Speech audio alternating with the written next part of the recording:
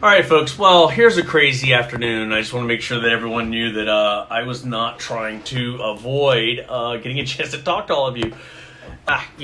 Things just went a little bit squirrely with the cameras not talking to each other. Eventually I had issues with my, it's a pain. In order to get this out today, I'm on my mobile phone, which I love doing it from here, and I thought I would get at least the broadcast out. I'll put it out on YouTube, I'll mirror it everywhere else, and then I'll spend the afternoon trying to figure out what happened while I was gone. I got a feeling that it's the same reason I'm putting money into this jar whenever I say because that kid is in all my stuff. He's 5. One day, I'm going to catch him and I'm going to get him on here and we're going to see what he has to say about all this stuff.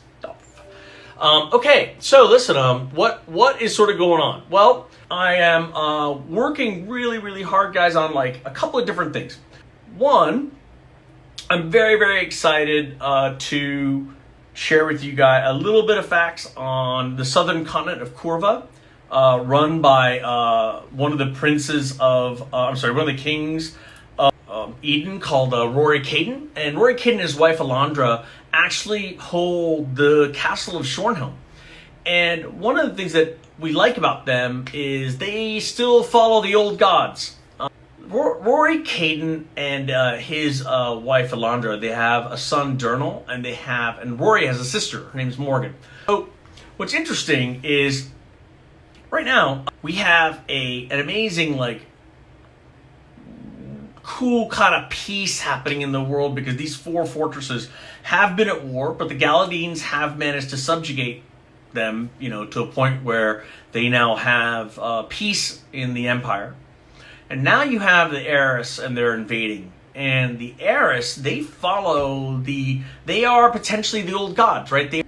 They've had their allegiance in one direction for a long time, and now imagine what happens. They come in, these new gods come in, right, from Arcadia. They invade Eden, and all of a sudden, you find these fortresses that have all sort of fallen under the banner of Barracor, having to second-guess their ways. Now, here's the most interesting part about this, that it comes up in Book 4 and Book 5, which I am still working on. So you have Shornhelm. It anchors the south of the desert, right? It is the north of the continent of Koorva. Koorva is, I guess roughly based on the Indian subcontinent, jungle environment, very subtropical. I would think of them as special forces of, forest fighting.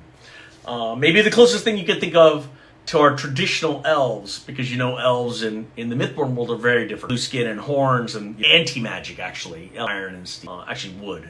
The cool thing that I'm excited about is the Shornhelm folks are the most recently subjugated by the Galadines. They have just bent knee, and they don't agree necessarily with the Galadines' rule. And now you have Lilith show up, and Lilith is one of the old gods, one of the gods that Corvans follow. And so you have this new goddess appear, and she's powerful, and she can add strength to this recently subjugated kingdom. What do you think the King Rory Caden is going to do, right? I mean, it's going to be a cool kind of, it's going to show a change of alliances, watching how the dynamics of a kingdom that has just recently come to peace may be plunged back into war. I never try as a writer to nail every single piece. I leave my mind opportunity to roam as I'm writing, because I never know. Sometimes as you're writing, the characters do something, and I'm just the scribe. I'm writing what they do, so I don't always know how they're going to react to something, and when they react a certain way, it definitely affects people, what's going on. Now, the other thing I want to talk to you about was the mobile game. We launched an audiobook. By the way, it's doing great. Narrator is amazing, Michael Kramer. And, I'm really, really excited that we are able to bring something that high quality to you, the listener, and I hope you enjoy it. And it seems like you are, because they're selling really well, and I really, really appreciate your support, and I hope you enjoy the books. But the third sort of pillar for me has always been interactive. I've been thinking about mobile gaming, and I'm already a big sort of mobile gamer in general, and I'm a gaming designer, so I'm always trying to keep up with what's going on in the industry. The question with an RPG always is, how much is too much, how much is too big. So 3 games that come to mind that I wonder what you guys think in terms of what you'd like to see. The first one is the most like straightforward rendition of Mythborn, and that would be following the Dungeon Hunter 5 type genre, where it's really purely action. It's, you're running around, you're enjoying all these different characters and your monsters, and you're collecting, and you're wearing, and then you can buy cooler customizational upgrades or other ways in which you can improve. I think you should be able to buy yourself any kind of customization you might want.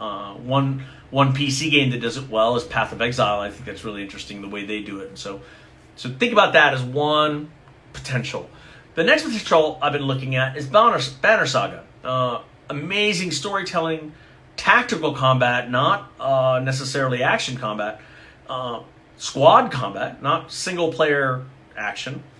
And again, a really good sort of backdrop upon which I can tell more of the Mythborn story, coupled with fantastic art like this and other stuff. So I tend to want to do that, but on the other hand, I'm a martial artist. I can see why an action RPG would be really sort of appropriate too. The third, and maybe most interesting, because I'm not sure yet how exactly it would work, but I really love the survival aspect of RPG, right? It's not like that it's taking over regular RPGs, but it's been really cool to watch things like Terraria and Stardew Valley and others come to the mobile space. What's really nice about that is that they really sort of, I think, bring this idea that you against the world, you have to make the world bend to you and your challenges, and then by utilizing the world and crafting, you craft yourself up in levels and up in power, and explore more and more of the world.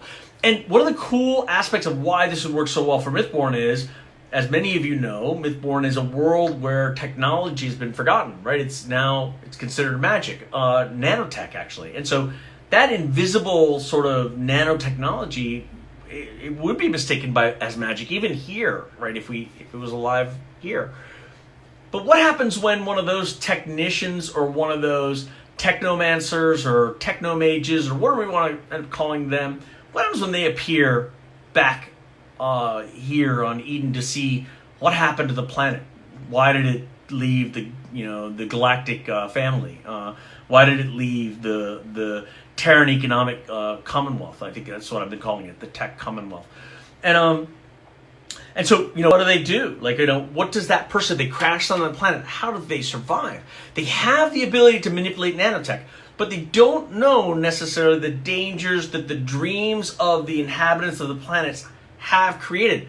Dragons, mages, demons, angels, gods. And so I think there's a cool place for that. And I think it's a cool kind of place because it's exciting. First of all, it's a new kind of world.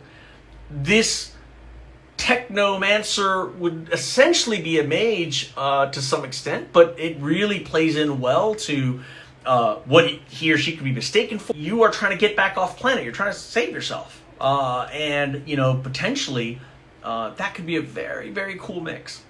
So I'm sorry I was a few minutes late. This technical issues really had me stumped. I'm still stumped. I'll figure it out eventually. I want to remind everyone, I didn't do bookkeeping at the beginning, and I just wanted everyone to remind you, I will be at the Barnes & Noble in Rockville, Maryland on November 10th to sign books, assuming I'm not working full-time by then somewhere. And I will also be